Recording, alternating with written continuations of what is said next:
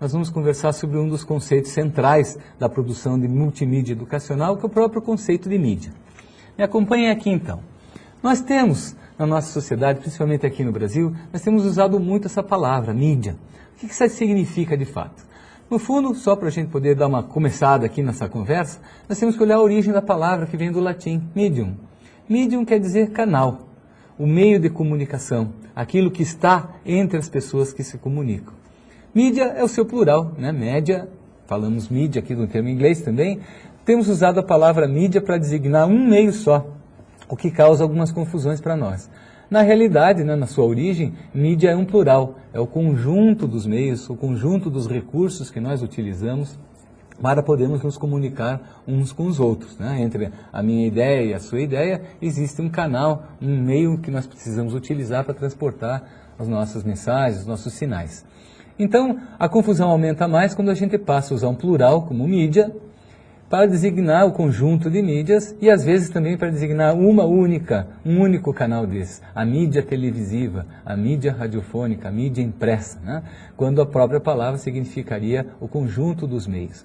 Mas fica mais presente na nossa condição, aqui no nosso meio, usar mídia para designar tanto uma mídia específica quanto um canal de comunicação conjunto, né? A mídia falou sobre determinado assunto, deu na mídia que tal coisa aconteceu, né? Está falando também no conjunto dos meios de comunicação. Mas aumenta mais a confusão quando a gente fala multimídia, que seria até uma redundância. Nós vamos falar um pouquinho adiante, em outros blocos, sobre a multimídia, a mídia integrada e os outros conceitos que a gente vai utilizar aqui. Então, que fique claro para nós, né, que a gente está frente a termos usados em condições diferentes. Vamos olhar com atenção, então, em cada contexto onde essa palavra é aplicada, para a gente não se deixar enredar por essa teia de significados possíveis a partir da mesma palavra, né?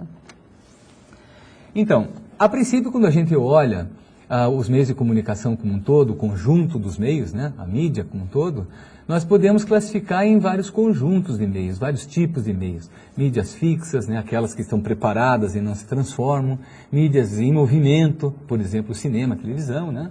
E a gente tem as mídias digitais interativas, esses novos recursos que estão chegando aqui à nossa volta, muitos dos quais a gente conhece ainda pouco, nem sabe direito quais são as coisas que ele vai realmente poder ajudar na educação, já que a educação tem sido, durante muito tempo, um grande foco para essas novas tecnologias, né? Alguns professores até brincam com a gente que a escola é um grande museu de tecnologias que chegaram para renovar, até para revolucionar a educação e que em pouco tempo estão lá guardados nos almoxarifados das escolas, das universidades, com muito pouco uso. Então, quem sabe a gente faz uso importante de algumas dessas tecnologias, de recursos, mas outras vezes eles chegam, prometem muitas coisas, promessas que não se realizam no nosso dia a dia por uma infinidade de razões. Precisamos pensar então em cada uma dessas mídias, nas suas possibilidades educacionais e como é que podemos nos apropriar delas de uma forma inteligente, racional, viável, né?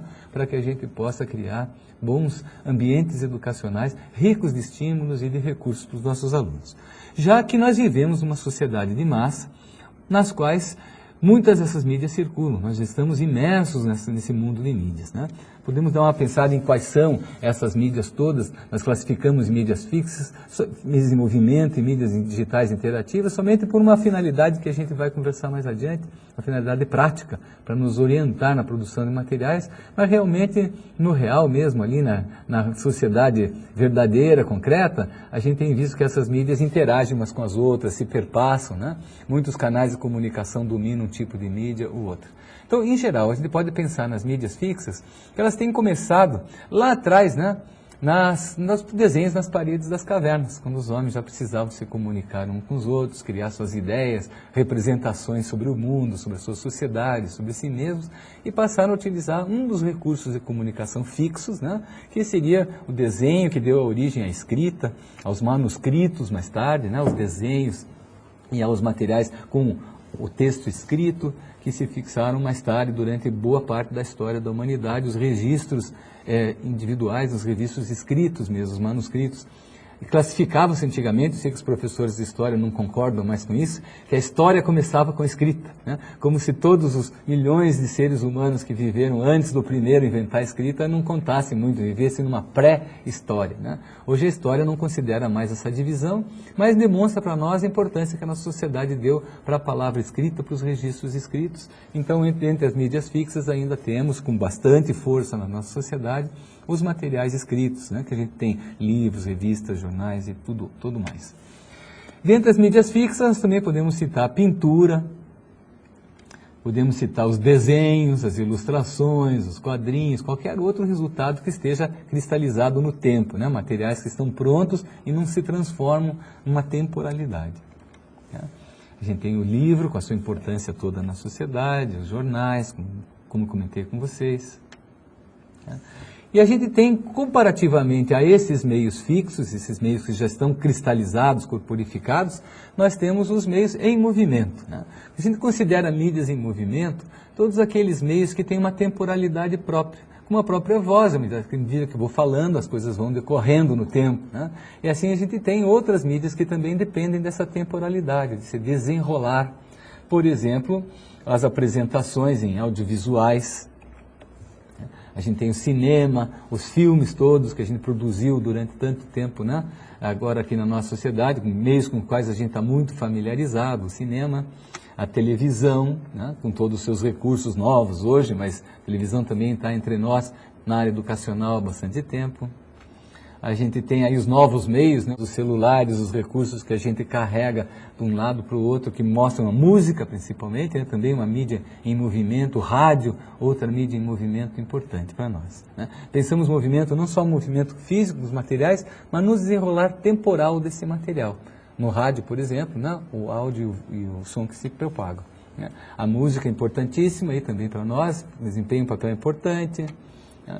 Nós temos os próprios outdoors como mídias em movimento. Vocês podem perguntar, um outdoor em movimento, mas ele fica parado lá. Mas nós passamos rápidos por eles, né? Os outdoors são feitos para ser lidos em movimento. Então nós podemos considerar esses meios que consideram que tanto o meio em si como o leitor esteja em movimento, a gente pode considerar esses materiais como sendo recursos ou mídias dentro dessa segunda categoria, dos mídias em movimento, né?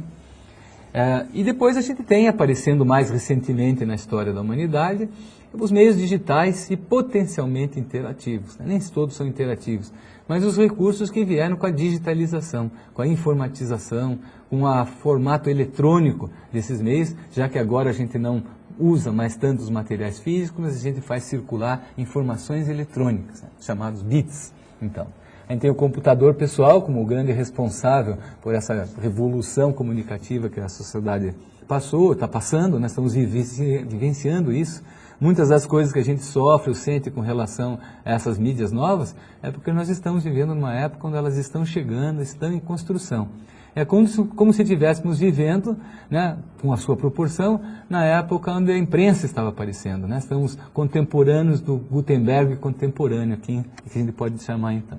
Né? Então as mídias interativas, a internet, a web em si. A gente tem as redes sociais, onde tantas pessoas se comunicam de uma maneira muito mais ágil, muito mais fácil do que a gente tinha antigamente. Hoje, cada um de nós pode ser seu próprio editor, seu próprio produtor, colocar as nossas ideias na rede e, de repente, a gente não precisa mais de uma editora, de uma produtora, de um canal de TV. Nós mesmos podemos produzir esses materiais e distribuir para muita gente, comunicativamente e até educacionalmente também. Todos nós podemos ser, né, produtores e distribuidores dos nossos materiais, utilizando as mídias novas, as mídias digitais que chegaram à nossa mão. Nós temos celulares que são tão importantes e a chamada convergência, estão em toda parte, né? A chamada convergência digital, os mundos virtuais, como o exemplo que vocês têm na tela, uma tela do Second Life, né? Alguns sistemas desses são imersivos, a gente praticamente vive num mundo paralelo, num mundo virtual. E a gente tem, então, essas possibilidades das diversas mídias, dos diversos recursos. A gente vai falar no bloco seguinte, no bloco 4, sobre essas diferenças de leitura e qualidades que existem nesses diversos materiais. Para nós, na educação, pensando na produção desses recursos, às vezes a gente até se assusta com o universo tão grande de possibilidades que nós temos para poder fazer. Mas não devemos assustar com eles, Nós devemos até nos entusiasmar com tantas opções que temos à nossa mão para poder acertar, trazer o meio certo para cada processo educacional.